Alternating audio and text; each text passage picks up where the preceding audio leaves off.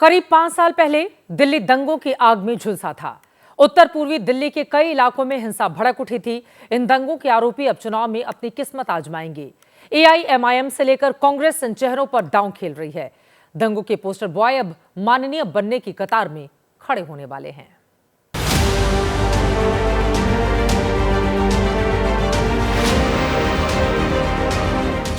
तस्वीर नंबर 1 ताहिर हुसैन, तस्वीर नंबर 2 इशरत जहां, तस्वीर नंबर 3 शाहरुख पठान। जवान पर तानी पिस्तौल। ये वीडियो करीब 5 साल पुराना है, जिसकी पहचान दिल्ली दंगों के तौर पर स्थापित हो चुकी है। जिस शख्स ने बंदूक की नोक पर उत्तर पूर्वी दिल्ली को हाईजैक कर दिया था, उसका नाम शाहरुख पठान है। खबर है कि एआईएमआईएम शाहरुख पठान को दिल्ली विधानसभा चुनाव में उम्मीदवार बना सकती है। शाहरुख पठान को सीलमपुर से चुनाव लड़ा सकती है। एआईएमआईएम के दिल्ली प्रदेश अध्यक्ष ने आज कैमरे पर आकर दिल्ली दंगों के आरोपी शाहरुख को पीड़ित बताकर चुनावी मैदान सेट कर दिया। चाहे जिसने भी जो कुछ किया उसका फैसला अदालत करेगी, लेकिन चुनाव लड़ने का अधिकार सबको है। जेल से बैठे बैठे कई नेताओं ने चुनाव लड़े हैं, तो एमआईएम ने ऐसा कौन सा नया काम कर दिया है जिसको आप विवादित कह रहे हैं। सीलमपुर की अगर जनता चाहेगी तो हम ऐसे लोगों को टिकट देने से बिल्कुल गुरेज नहीं करेंगे। 2 दिन पहले ही एआईएमआईएम दिल्ली के अध्यक्ष शोएब जमई ने शाहरुख के परिवार से मुलाकात की। सजा के लिए अरविंद केजरीवाल को कसूरवार ठहराया। जेल से शाहरुख की रिहाई के लिए कानूनी मदद का आश्वासन भी दिया। दिल्ली चुनाव में ओवैसी शाहरुख पठान को पतंग थमाने की तैयारी में है और दंगों के दूसरे पोस्टर बॉय ताहिर हुसैन को पहले ही मुस्तफाबाद से पतंग थमाई जा चुकी है। खुद असदुद्दीन ओवैसी ताहिर के समर्थन में चुनावी तकरीरें शुरू कर चुके हैं। 2 मुख्यमंत्री जेल को चले गए, झारखंड के, दिल्ली के, इनको बेल हो गई, मगर जो 5 साल से सड़ रहे हैं उनको बेल नहीं होती है। अगर केजरीवाल को बेल हो गई, सिसोदिया को बेल हो गई, तो क्यों नहीं दूसरों को बेल हो रही है। ताहिर हुसैन के नाम का ऐलान किया तो सबके पेट में दर्द शुरू हो गया। क्या तुम भूल गए कि तुम ताहिर हुसैन की घर के छत पर बैठकर कितने मर्तबा ताहिर हुसैन ने तुमको खाना खिलाया था।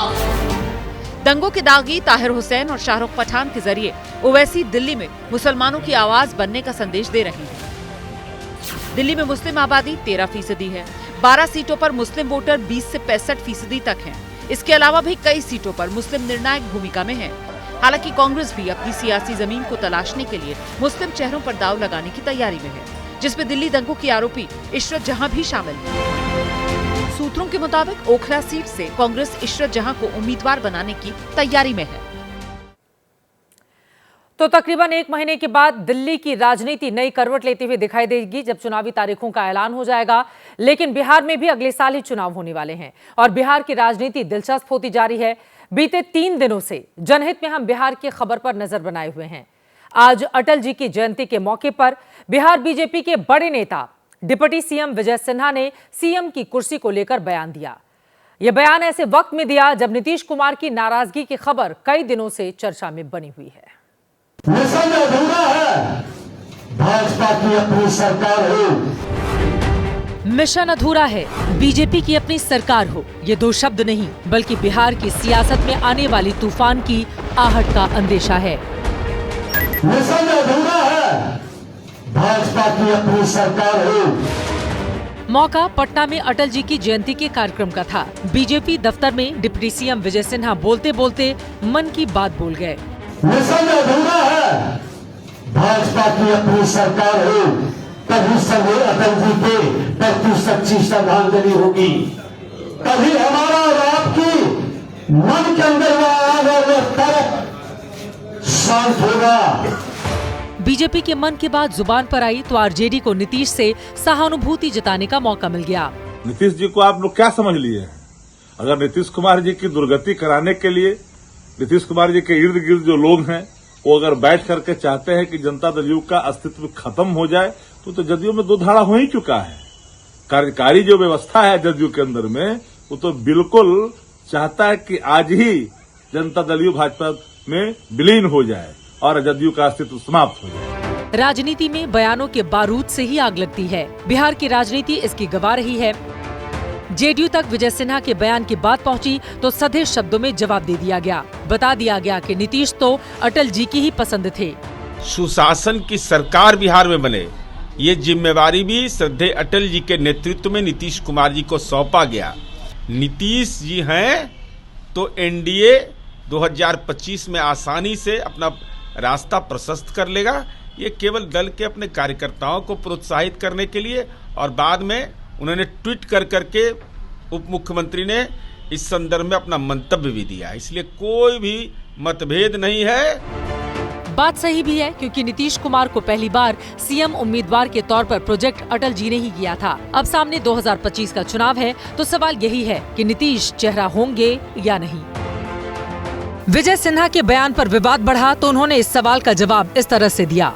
हमने तो उस संदर्भ में कहा था जब श्रद्धेय अटल बिहारी वाजपेयी जी चुनाव हारे थे, बाढ़ में उनका भाषण था, तो हमने उस संदर्भ में कहा था कि काजल की कोठली से दामन बचाकर निकल जाना राजनीति में सबसे बड़ी जीत होती है। और उसी समय उनका कहना था कि अपनी सरकार हो तभी बिहार का उत्थान होगा, बिहार के अंदर जंगल राज अराजकता से मुक्ति मिलेगा। विजय सिन्हा ने सीएम की कुर्सी वाला ये बयान शाम को दिया। उससे पहले अटल जी की मूर्ति पर माल्यार्पण करने विजय सिन्हा और सम्राट चौधरी सीएम नीतीश कुमार के साथ ही पहुंचे थे। इस कार्यक्रम के बाद बीजेपी के नेताओं ने नीतीश के पक्ष में बयानों की बमबारी शुरू कर दी। किसी ने सुशासन का प्रतीक कहा तो किसी ने विकास पुरुष। गिरिराज सिंह ने तो एक कदम आगे बढ़ाते हुए उनके लिए भारत रत्न दिए जाने की मांग कर दी। सवाल यह है कि क्या नीतीश कुमार बीजेपी को डरा रहे हैं? बयान नंबर 1, नीतीश को भारत रत्न मिले। मैं तो कहता हूं कि नीतीश कुमार इतने दिनों तक मुख्यमंत्री रहे, ऐसे व्यक्ति को भारत रत्न जैसे चीजों से नवाजा। बयान नंबर 2, नीतीश हैं सुशासन के प्रति। अटल बिहारी वाजपेयी जी ने बिहार के मुख्यमंत्री नीतीश कुमार जी को सुशासन स्थापित करने के लिए भेजा है। बयान नंबर 3, नीतीश मतलब विकास पुरुष।